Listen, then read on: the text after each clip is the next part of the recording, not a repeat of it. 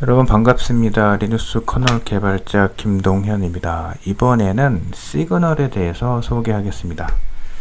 먼저 12.1.1은요 유저 프로세스 입장에서 시그널에 대해 설명하는데요. 먼저 간단히 시그널에 대해 소개를 드리고 이어서 유저 프로세스 입장에서 시그널이 무엇인지에 대해서 좀 설명하겠습니다.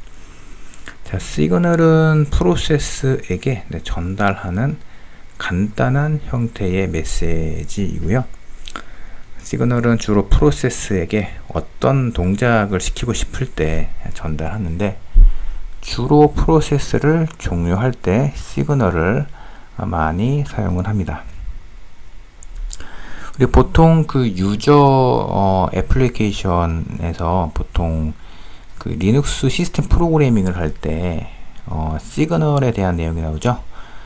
시그널을 속성을 설정하고, 그리고 그 해당 시그널에 대한 시그널 핸들러를 설정을 하면 이제 이어서 해당 시그널이 전달이 되면 시그널 핸들러가 이제 호출이 된다라는 그런 내용에 대해서 배웠을 거예요.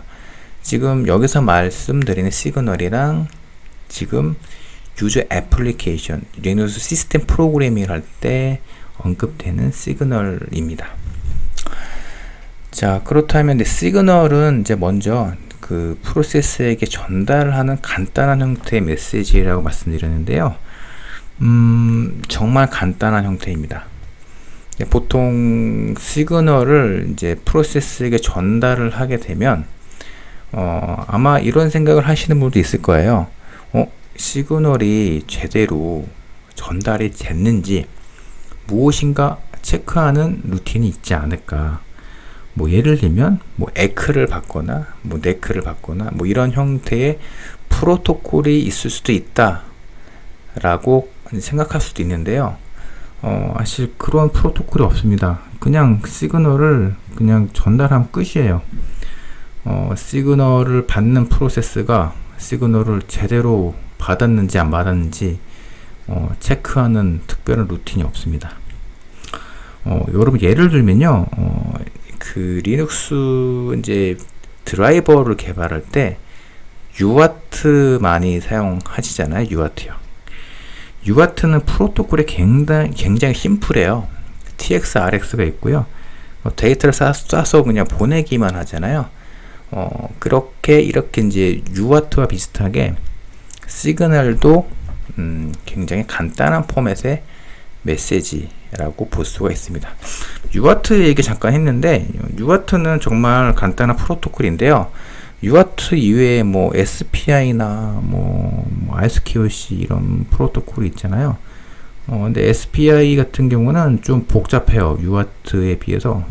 SPI 같은 경우는 뭐 메시지를 보내면 메시지 앞에다가 헤더를 다 붙여주고요. 뭐 여러 가지 이제 체크를 하는 그런 루틴이 있어서 UART보다는 좀 더 복잡한 포맷의 메시지라고 볼 수가 있는데, UART는 정말 간단한 형태의 메시지죠. 그래서 이제 시그널 같은 경우는요, 시그널을 어떤 프로세스에 전달하고 나서 그 프로세스에게 시그널이 제대로 전달됐는지를 체크해 준 루틴이 없기 때문에 이제 만약에 여러분들이 어떤 애플리케이션, 유저 애플리케이션을 작성해서 시그널에 대한 처리를 하면 이 다음 동영상에서 설명드릴 예정이지만 시그널과 관련된 ftrace 이벤트가 있어요. 그 이벤트를 꼭 키시고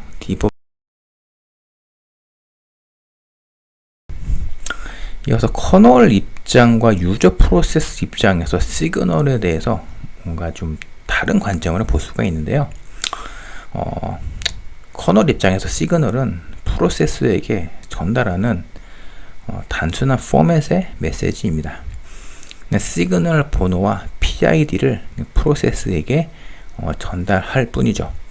하지만 유저 프로세스 입장에서는 무엇인가 실행 흐름을 제어하는 뭔가 비동기적인 중단이고요.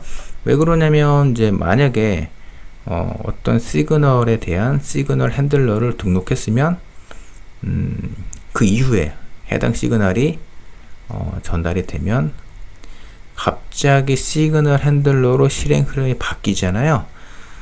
갑자기 실행 흐름이 시그널 핸들러로 바뀐다. 어디서 많이 들어본 얘기 같지 않으세요? 예전 뭐 인터럽트에 대해서 설명드릴 때 익셉션에 대해서 설명 많이 드렸죠. 익셉션이 발생하면 그 익셉션의 종류별로 지정된 그 주소로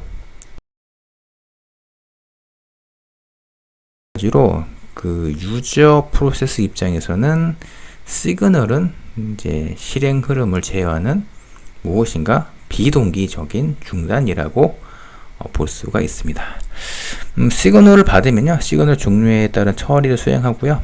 만약에 시그널 핸들러가 등록이 됐다면 시그널 핸들러가 호출이 됩니다. 그리고 여기서 시그널은요, 4.6 표 규약으로 정의된 이제 규약이기 때문에 시그널의 종류는요, 리눅스 배포판마다 다 같습니다. 이 얘기는 안드로이드에서 전달되는 시그널 혹은 그 뭐 레드햇에서 뭐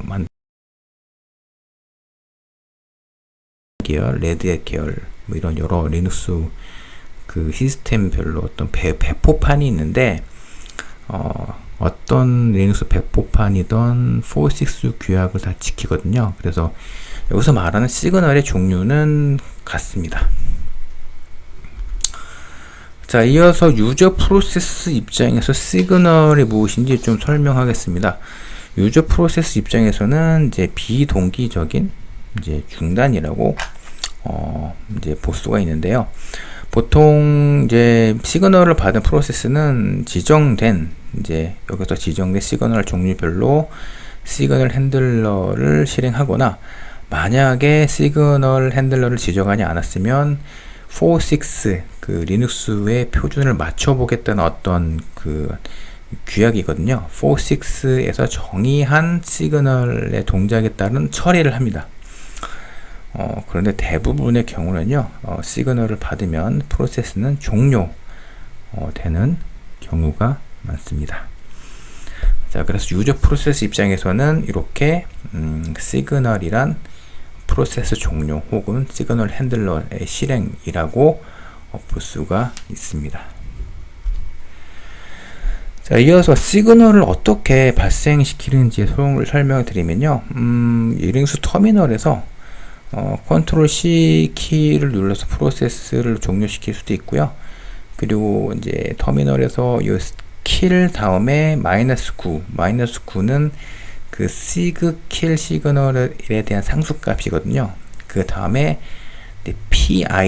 PID가 그 프로세스에게 이제 프로세스마다 부여되는 그 상수형 아이디잖아요. PID 명령어를 입력하면은 이제 프로세스에게 시그널이 전달이 되는데 이제 -9가 시그킬 시그널이기 때문에 프로세스가 강제 종료가 되게 됩니다. 이렇게 이제 뭐 터미널에서 이런 명령을 입력하면요, 이제 시그널이 전달될 수 있는데요.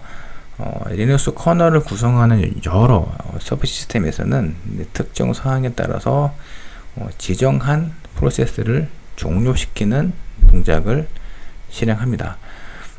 이제 리눅스 커널에서 이제 메모리가 이제 시스템의 잔여 메모리 양이 부족하면요, 정확히 말씀드리면 메모리가 아니라 페이지죠. 페이지 뭐 리크레임, 페이지 컴팩션과 같은 알고리즘이 구동하면서 페이지를 확보하기 위한 여러 가지 알고리즘 뭐 기능이 백그라운드로 돌아요. 이제 그렇게 페이지 회수를 해도 이제 페이지 회수가 안 되면요, 결국에는 OOM 킬러를 실행해서 가장 메모리를 많이 소모하고 있는 프로세스에게 시그킬 시그널을 전달해서 프로세스를 종료를 시켜버립니다. 굉장히 무식한 방법이죠. 최후의 방법이라고 볼 수가 있는데 그냥 메모리를 가장 많이 쓰고 있는 프로세스를 종료시켜버려요. 그래서 그 프로세스가 어떤 프로세스인지, 뭐 시스템에서 얼마나 중요한 역할을 하는 프로세스인지 고려하지 않습니다. 그냥 메모리를 가장 많이 쓰고 있는 프로세스를 그냥 종료시킵니다. 그때 시그킬 시그널을 전달하는데요. 이 관련된 코드는 이어지는 강의에서 설명하도록 하겠습니다. 그 안드로이드 그 P 버전까지 사실 로 메모리 킬러라는 드라이버가 있었는데요.